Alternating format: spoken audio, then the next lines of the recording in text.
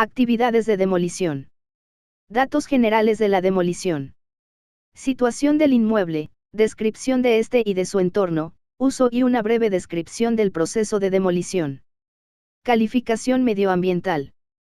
Toda empresa dedicada a la construcción y demolición no pueden iniciar los trabajos si no obtienen la calificación ambiental a la que la Ley de Protección del Medio Ambiente. Obtener la calificación ambiental es obligatorio para obtener la licencia de obra y la autorización de enganche a los suministros energéticos. Para ello hay que hacer un estudio o evaluación sobre el medio ambiente del proceso, estudiando contaminación atmosférica, número de focos, emisiones de humos y polvo. Teniendo en cuenta se trata de demoler, es decir, que los diferentes elementos constructivos son derribados, los emisores de polvo serán numerosos, sobre todo en las operaciones de perforación, corte, etc. Principalmente el humo será producido por la maquinaria, habrá que señalar los equipos que intervienen en la obra. Además, diferentes elementos constructivos pueden tener áridos o cenizas, como es el caso de cubiertas de tierra de tez, laguena, o forjados antiguos que llevaban mortero para aligerar el peso, de yeso y tierra de tez. Identificación de los contaminantes generados por los trabajos. Generalmente será polvo, dióxido de carbono producido por la maquinaria, humos de soldadura, métanos, etc. Caudales máximos y medios para cada foco puntual de las emisiones y concentraciones de cada tipo de contaminantes en la emisión. El índice propuesto por esta guía para redactar la memoria ambiental es un índice general para cualquier actividad, con lo que habrá apartados que no se ajusten a la realidad de la demolición. Este es uno de ellos, pues no hay un caudal máximo y medio de emisión de contaminantes. Diremos que el caudal es suficiente para hacer necesario la utilización de mascarillas. Combustibles utilizados, tipo y volumen anual. Se puede señalar que el combustible usado es el de la maquinaria, gasoil normalmente, lo del volumen anual es para otro tipo de trabajos de mayor duración, pero se puede señalar el volumen aproximado que se va a usar. Descripción de los equipos de depuración de gases, asociadas a cada foco emisor. No es habitual encontrar depuradoras en los procesos de demolición, pero puede darse el caso de tener que cortar elementos en espacios cerrados y que sea necesario colocar algún sistema de depuración de aire. Cantidad y destino de los residuos que se recogen en las depuradoras. Como se ha indicado anteriormente, no es habitual encontrar depuradoras en los procesos de demolición. Producción y gestión de residuos. Descripción de los procesos que generan los residuos. Resumir un poco las fases de la demolición que generan los residuos: limpiezas previas, desmontaje de elementos de cubierta, estructura, particiones, instalaciones, etc. Descripción de los residuos previstos y clasificados de acuerdo con el código SER. Volumen en M3. Lo mejor es elaborar una tabla donde se recojan parámetros como el nombre, el código SER, señalando si es una sustancia tóxica o peligrosa, y el volumen. En el caso de encontrar amianto habrá que elaborar un plan de desamiantado que merece un capítulo aparte. Descripción de las operaciones de separación o recogida. Se refiere al proceso de separación y tratamiento in situ. Habrá que indicar la superficie para la realización de dichas operaciones e incluir un plano de situación, así como las medidas para retirar los residuos tóxicos como envasado y etiquetado. Destino final de los residuos, incluyendo los contratos de aceptación de residuos.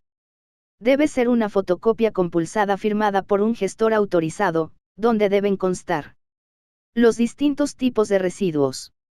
El código del gestor. Domicilio de la obra. Ruidos y vibraciones. Descripción de las fuentes emisoras. Es imposible realizar una actividad laboral que no tenga ruido, no obstante, hay que evitar o paliar el ruido patógeno que puede producir daños en el sistema auditivo del medio ambiente contra el ruido. En demoliciones la maquinaria y los camiones son las mayores fuentes de ruido, habrá que identificarlos y poner el nivel en decibelios. En estos casos la vibración va unida al ruido. Las mismas fuentes emisoras de ruido son las emisoras de vibración, siendo el tipo de vibraciones más usual la clasificada como mano-brazo, pero en estructuras metálicas pueden ser de las clasificadas como vibraciones globales, pues en estructuras metálicas se transmiten con más facilidad. Relación de posibles receptores. Habrá que mirar si hay edificios colindantes, especialmente si son hospitales o edificios docentes, y mirar los horarios de trabajo permitido. Nivel sonoro de emisión, en decibelio. No podrán superarse los límites marcados en los trabajos que se realicen tanto en la vía pública como en la edificación. No se autorizará el empleo de maquinaria cuyo nivel de emisión externo sea superior a 90 dB, medidos a 5 metros del foco emisor, referido en horario diurno, 7 a 22, y en el 32.3 si, excepcionalmente, por razones de necesidad técnica, fuera imprescindible la utilización de maquinaria con poder de emisión superior a los 90 dB, el ayuntamiento limitará el número de horas de trabajo de la citada maquinaria en función de su nivel acústico y de las características acústicas del entorno ambiental en que esté instalada, con la posibilidad de establecer medidas correctoras. Se incluye una tabla con los niveles de decibelios de las maquinarias más usadas en construcción y una tabla para tener una referencia del ruido que representa.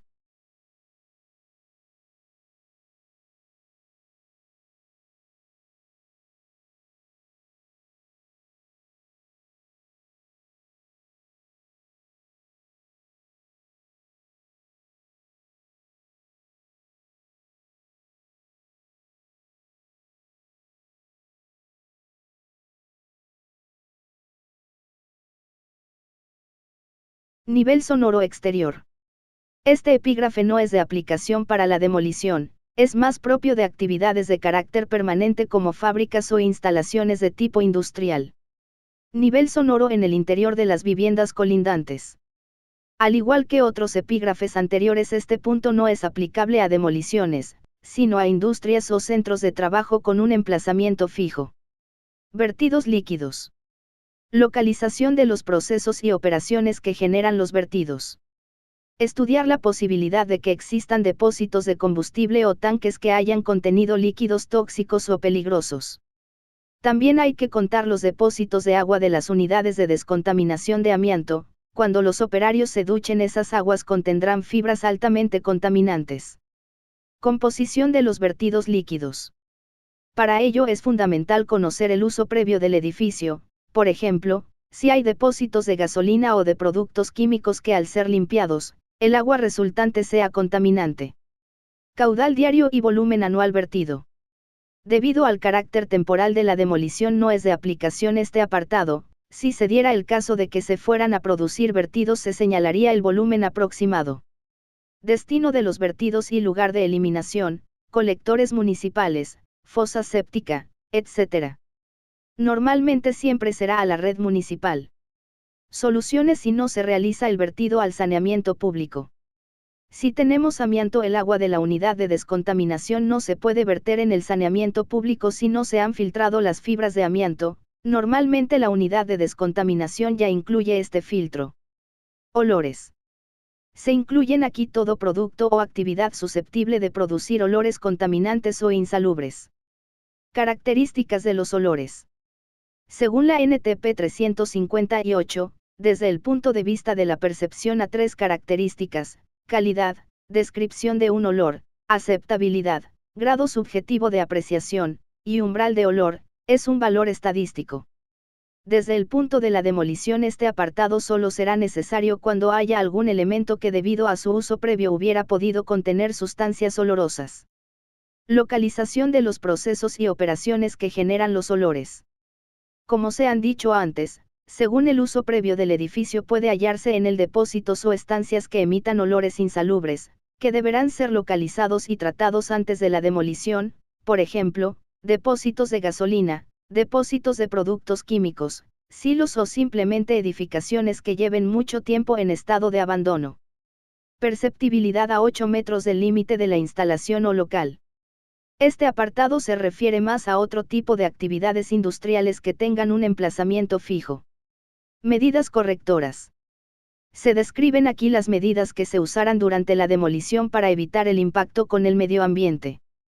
Para la prevención y minimización de emisiones de contaminantes.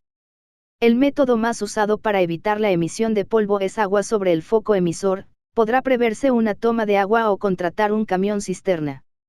Otro método es colocar una malla sobre el andamio, como en cualquier obra, pero además regarla para que atrape el polvo.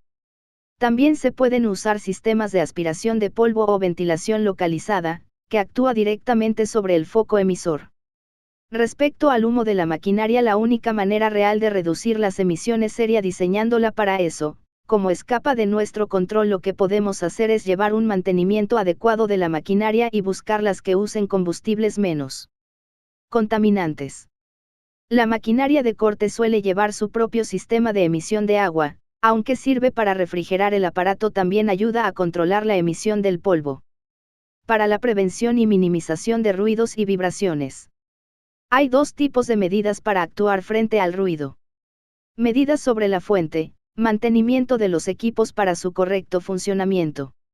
Medidas sobre el receptor, consistentes en EPIs como orejeras y tapones y controles médicos para controlar la audición de los operarios. Respecto a las vibraciones, guantes de protección frente a vibraciones, cinturones y botas, diseños ergonómicos de herramientas y empuñaduras, mantenimientos y diseño de máquinas, tener especial cuidado en estructuras metálicas, todo ello sumado a un plan de rotación de los trabajadores. Para la prevención y minimización de residuos. Separación y clasificación de los distintos tipos de residuos, etiquetando adecuadamente aquellos especialmente peligrosos, los cuales tendrán que retirarse perfectamente envueltos en lonas para no que haya pérdidas en el transporte, o usando contenedores, pallets o envases adecuados.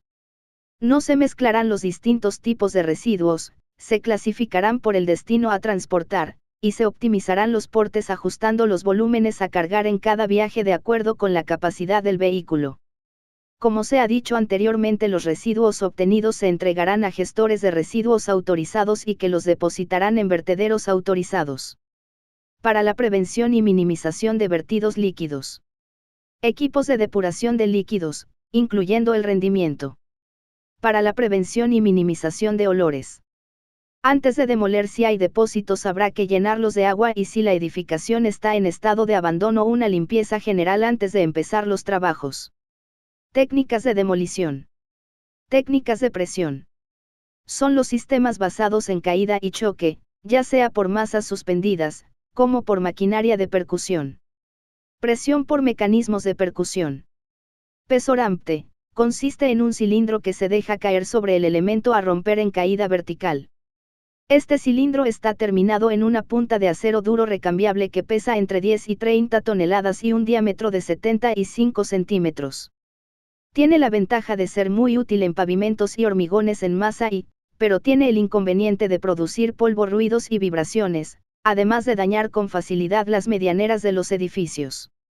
Masa suspendida. Este mecanismo consiste en una masa de 5 a 10 toneladas que se suspende de un cable y mediante un movimiento pendular transforma la energía potencial en energía de choque.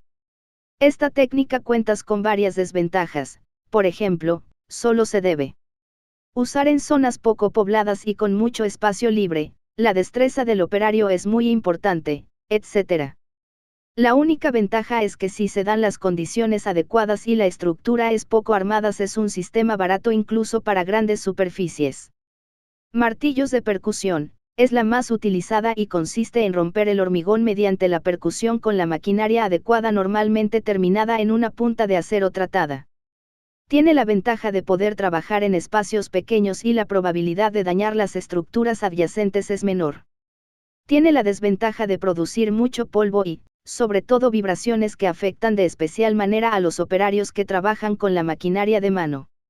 Martillos picadores manuales, se utilizan como complemento a otras técnicas de demolición y para sitios de difícil acceso. Debe manejarlo personal cualificado y con todos los equipos de protección necesarios. Martillos picadores sobre vehículos, consiste en equipar en vehículos de orugas o de ruedas, unos martillos picadores provistos de articulaciones móviles, hidráulicos o de aire comprimido, para poderlos guiar, terminados en una pica de acero de alta resistencia con diámetros que varían entre 5,3 centímetros y 19,5 centímetros y longitud útil entre 28 y 95 centímetros con un peso entre unas 5 y 8 toneladas. Prácticamente son útiles para cualquier tipo de estructura, tienen mejor movilidad, rendimiento y versatilidad, habiendo incluso modelos para trabajar bajo el agua. Tienen el inconveniente de que necesitan una zona de apoyo plana, acceso para la maquinaria aparte de los consabidos problemas de ruido y vibraciones, además de tener el problema de la limitación por la altura del edificio. Mecánica hidroneumática, consiste en agotar la resistencia del hormigón mediante esfuerzos de tracción al introducir cuñas que se expanden o mandíbulas que cortan la estructura. Este sistema cuenta con la ventaja de tener un alto rendimiento, no necesita mucho espacio y la altura no es un problema, funcionan bien en hormigón en masa, pero resulta apropiada para armados o pretensados. Pinzas demoledoras, son unas cuchillas que trituran la estructura aplicando un esfuerzo cortante. La pinza se sitúa en el brazo de una retroexcavadora con capacidad suficiente para esta función. Suele incorporar una cizalla en la parte interior de la mandíbula. Para cortar armaduras. Gatos hidráulicos, consiste en demoler usando previamente unos taladros de 200 milímetros de diámetro que se hacen en el hormigón, entonces se instalan los gatos de modo que su fuerza se ejerce en la dirección en que se desea separar el trozo cortado. Técnicas de presión por explosivos. Actualmente esta técnica se usa en la utilización de microcargas calculadas para que la onda que genera fragmente los elementos necesarios para que el edificio pierda estabilidad. Así colocando en pilares y zonas adecuadas se puede dirigir la caída de escombros. No es atribución de los arquitectos técnicos proyectar demoliciones por explosivos, eso es competencia de un técnico de minas y personal cualificado como artificieros. No obstante, se deja constancia en esta guía de este método para hacerla lo más completa posible. Técnicas de presión por morteros expansivos. En este caso la técnica de demolición usa la fuerza expansiva que se produce en el proceso de hidratación de morteros especiales de alta expansividad, introducidos en taladros efectuados en el hormigón a demoler. Los morteros pueden ser de dos tipos según la temperatura de fraguado, de alta temperatura 20° a 35° o de baja temperatura 0 grados a 10°C. Después de fraguar se produce la fuerza expansiva que rompe el hormigón. Normalmente el periodo adecuado es entre 12 y 24 horas, con más tiempo la fuerza aumenta muy poco más. Técnicas de expansión por gas. Se basa en la expansión de óxido carbónico producida por unas células de acero aleado indestructible, células de Cardox. Técnicas de inestabilidad. En general todas las técnicas de demolición se basan en conseguir la inestabilidad del elemento constructivo a demoler, pero se clasifican como técnicas de inestabilidad aquellas que son más elementales ayudadas tan solo por técnicas de corte. Inestabilidad por empujes, consiste en empujar el elemento estructural en vez de estirarlo normalmente con maquinaria como bulldozers, palas mecánicas etc. Se usará cuando la altura a demoler sea aproximadamente 2/3 de la altura que alcanza la máquina. Se empujará siempre en el cuarto superior de la pieza a demoler y se podrá combinar esta técnica con desescombrado mecánico. Inestabilidad por cables. Esta técnica se aplica a elementos estructurales esbeltos como pilares, normalmente va asociada a otra técnica de corte para debilitar el elemento. Para aplicar esta técnica hay que tener en cuenta el espacio disponible para derribar el elemento, la seguridad del cable, hay que prever una posible rotura. Técnicas de abrasión. Se basan en el desgaste del material por otro más duro, para ello se usan herramientas diamantadas, es el compuesto más duro, o chorros de agua con abrasivos. Útiles diamantados, son herramientas con elementos de diamante, que es el material más duro. Estos diamantes van en una pastilla que se va desgastando con el uso y dejando al descubierto los diamantes que erosionan la superficie a demoler. Entre las ventajas de este sistema es que se pueden usar en espacios reducidos, producen cortes limpios, y no tiene excesivas vibraciones. Las desventajas son que necesita mucha energía y agua para refrigerar el equipo. Los más usados son cortadora de disco diamantado, que son discos de acero que contienen en su borde exterior dientes de gran dureza. Estos discos se pueden instalar en varios tipos de máquinas según el uso que se quiera dar. A. Cortazuelos. El disco se instala en un carrito y se acciona por un motor eléctrico o de explosión y se sitúa sobre la zona a cortar y debe ir guiada por un perfil en al menos 2 ruedas de un lado. Una vez hecho el primer corte se desplaza el carrito hasta la distancia requerida. Estas máquinas alcanzan una profundidad de hasta 450 milímetros. B. Cortamuros. El disco se instala en una carcasa con un motor. Esta máquina se desplaza a lo largo de una guía dotada para ello de una cremallera que se coloca paralelamente a la superficie del hormigón. Primero se acciona la máquina hasta que se hace el primer corte y luego se desplaza por la cremallera hasta tener la longitud deseada. Estas máquinas alcanzan profundidades de 720 milímetros. C. Cortadoras manuales, cuyo disco está fijado a un motor eléctrico, que sostiene el propio operario pudiendo realizar cortes de hasta 600 milímetros. Hilo diamantado, es un sistema de corte con hilo de diamante que se compone de un cable de acero inoxidable en el que se instalan de forma espaciada unas pastillas de diamante, que reciben el nombre de perlas engarzándose 32 o 42 o metro teniendo el cable. Unos 15 a 20 metros. Perforadoras de coronas diamantadas, el corte se realiza con una corona circular de 5 a 7 milímetros de espesor. Chorro de agua, esta técnica, también conocida como hidrodemolición, se basa en conseguir el desgaste a través de la energía cinética de las partículas lanzadas a chorro, pueden ser de agua, pero también de óxido cobaltito, o granos de cuarzo. Para el hormigón armado esta técnica tiene un rendimiento de 0,30 a 0,50 m3/hora pero no vale para cortar armaduras, hace falta complementarlo con otra técnica, por ello este método se usará cuando se quiera recuperar armaduras o haga falta descubrirlas sin dañarlas. Técnicas de fusión. Consiste en fundir el hormigón armado por un proceso térmico formando una lava incandescente de silicatos y hierro, mediante la aplicación de un soplete o lanza térmica, produciendo una reacción exotérmica que alcanza elevadas temperaturas. Esta técnica no está muy extendida pues presenta varias dificultades, como la preparación del operario, los equipos necesarios para su realización. Técnicas experimentales. Técnicas que todavía están en desarrollo. Formación de microondas capaces de elevar la temperatura del hormigón de modo que la humedad natural se evapora dando lugar a un proceso de figuración. Cortes térmicos basados en la utilización de plasmas que elevan la temperatura del hormigón, creando una lava poco viscosa. Recalentamiento de las armaduras, que genera tensiones que afectan al hormigón produciendo empujes entre la armadura y el paramento del elemento. Proceso de demolición. En este apartado se describirá el sistema de demolición elegido aplicado de forma real a los elementos constructivos de la obra, describiendo los casos particulares que se nos presenten. En esta guía práctica de la demolición se incluye a continuación un resumen de cómo se demuelen las partes más importantes de una edificación. Más adelante en el pliego de condiciones se recogen las condiciones de ejecución generales describiendo el proceso más exhaustivamente. Pasos previos. Retirada de equipos de aire acondicionado, fontanería y electricidad, se realizará siguiendo el orden inverso al utilizado en su montaje, comprobando antes que los servicios están retirados y las máquinas no están en funcionamiento y asegurando después la estabilidad del elemento al que estaban unidos. Cubierta.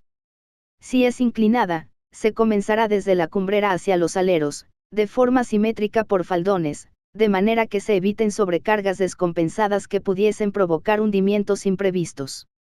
Los pasos básicos son: primero, retirar todos los elementos que sobresalen, como chimeneas que se describe más adelante en retirada de elementos singulares.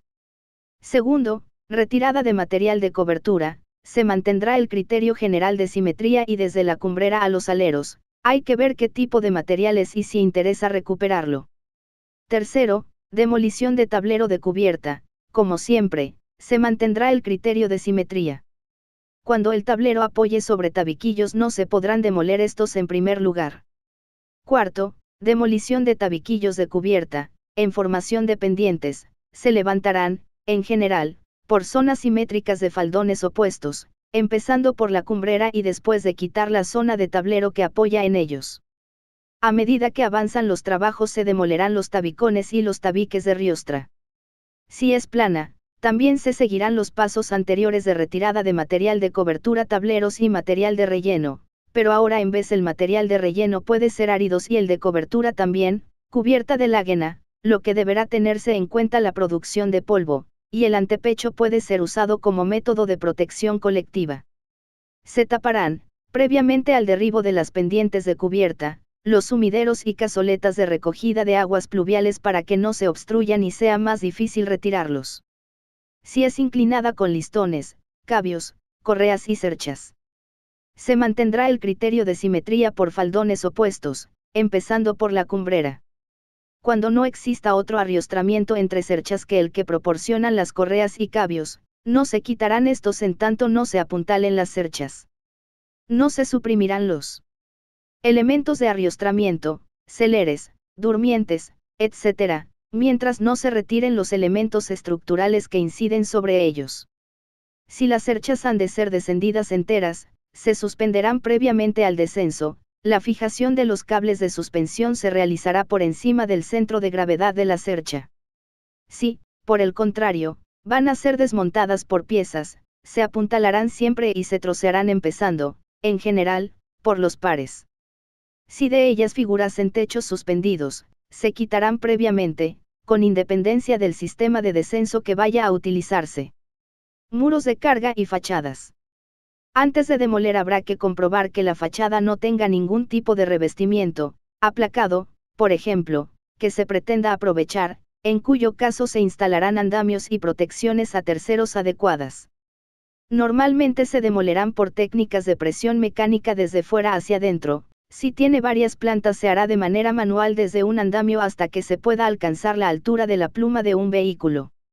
Previamente se habrán retirado los vidrios y carpinterías sustituyéndolos por cruces de San Andrés. El material que haya que demoler sobre cualquier hueco se hará de manera simétrica para evitar el desplome del resto del dintel. Tabiquerías. Debe demolerse antes del forjado superior para evitar desplomes al retirarlo y evitar también apoyos molestos al retirar el forjado. No se retirará la tabiquería sin haber apuntalado bien el forjado previamente. El sentido del derribo de la tabiquería será de arriba a abajo. Conforme avanza la demolición de los tabiques se irán levantando los cercos de la carpintería interior.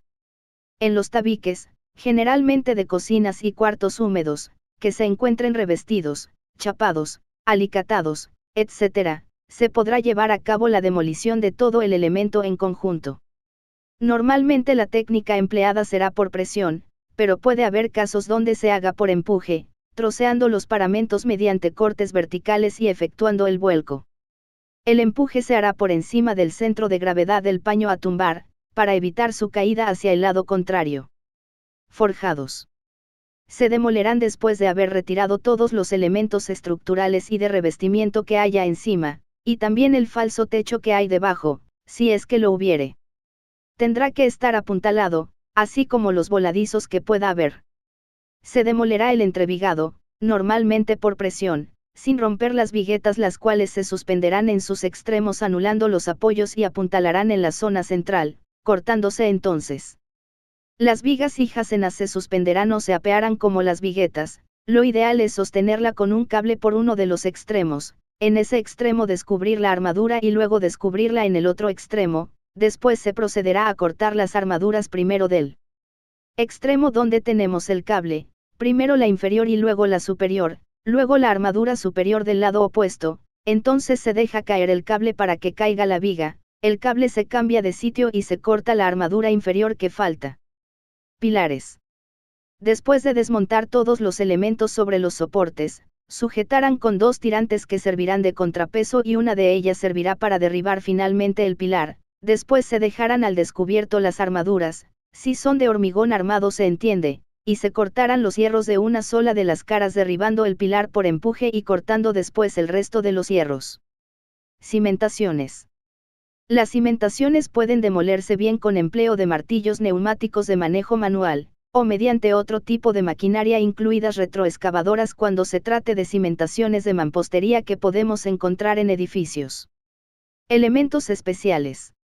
Habrá que prestar especial atención a elementos como escaleras, chimeneas, arcos y bóvedas, etc.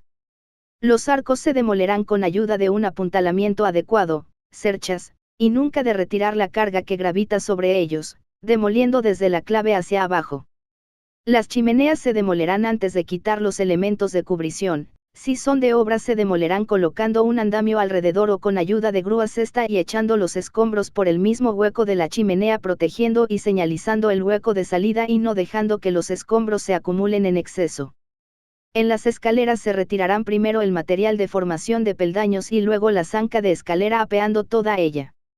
Silos o depósitos de hormigón armado, se demolerán debilitando la estructura y luego derribándolo con cables o por empuje. También puede demolerse mediante presión mecánica si no hay espacio o condiciones de seguridad adecuadas para hacer lo anterior. Elementos de hormigón pretensado o postensado. Estos elementos son peligrosos pues la tensión introducida en el hormigón puede provocar una liberación de energía descontrolada que puede conducir al hundimiento de la estructura y a la proyección violenta de escombros. Para armaduras pretensadas se cortará el elemento de hormigón en pequeños trozos. La adherencia acero-hormigón mantiene el pretensado y la energía liberada será muy pequeña y no presentará un gran peligro. Para armaduras postensadas, ya sea con adherencia o sin adherencia, se debe buscar la energía de las armaduras activas para procurar la rotura del hormigón. Para ello se realizarán unos cortes con la herramienta adecuada, normalmente una cortadora diamantada, en la zona traccionada o menos comprimida, de manera que reduciremos la sección de la pieza, con lo que en la zona menos comprimida será ahora la zona de tracción y la de compresión estará más comprimida, con lo que se iniciará un proceso de rotura al ser las tensiones de compresión y tracción mayores que la resistencia a dichas tensiones. Para viales, aceras, celeres y solados de planta baja o sótanos, etc., se investigará si existen conducciones enterradas que puedan atravesar el solar o las calles afectadas, conducciones de agua, gas, electricidad, saneamiento, etc. Conocidos estos servicios, se notificarán las obras a la compañía a la que pertenecen los conductos y se determinará si hay que desviarlos o si únicamente cabe actuar con precaución sin modificar su trazado. En todo caso, se anulará previamente aquel suministro que sea susceptible de ocasionar algún tipo de daño o accidente. Se protegerán, por otro lado, los elementos de servicio público, como bocas de riego, tapas y rejillas de pozos y sumideros, árboles, farolas, etc., que puedan resultar dañados por los medios mecánicos utilizados en los trabajos de demolición de pavimentos exteriores y viales. En instalaciones de saneamiento, lo primero será, antes de iniciar este tipo de trabajos, desconectar el entronque del canal o tubería al colector general y cegar el orificio resultante. Seguidamente se excavarán las tierras por medios manuales hasta descubrir el albañal, conseguido lo cual se desmontará la conducción. Cuando no se pretenda recuperar ningún elemento de este, y no exista impedimento físico, se puede llevar a cabo la demolición por medios mecánicos, una vez llevada a cabo la separación albañal-colector general. Se indicará si han de ser recuperadas las tapas, rejillas o elementos análogos de arquetas y sumideros. Estructuras metálicas. Las estructuras metálicas son estructuras de gran unidad de conjunto, por lo que no se pueden realizar cortes de manera indiscriminada o aleatorias. Como en toda demolición, se empezará en el orden inverso a la construcción, es decir, por la cubierta, apenado adecuadamente, retirando los elementos de cubrición. Una grúa sujetará la estructura de cada cercha necesaria para evitar giros y vuelcos. Primero se retirarán las correas que unen las cerchas y se terminarán de desmantelar en el suelo, luego se desmontan las siguientes partes: par, montantes, diagonales y tirantes. Por último, los soportes de acero deben apirse antes de ser derribados para poder hacerlo con toda seguridad. Habrá que prever arriostramientos perpendiculares a la cercha en caso de fuertes vientos, pues puede dificultar los trabajos. Programa de vigilancia ambiental. Se describen aquí las medidas que se llevarán a cabo después de la demolición para evitar el impacto medioambiental que puedan producir el polvo y los escombros. Lo normal es regar los residuos y evacuarlos en camiones protegidos. También se deberá indicar que los residuos van a un gestor o vertederos autorizados.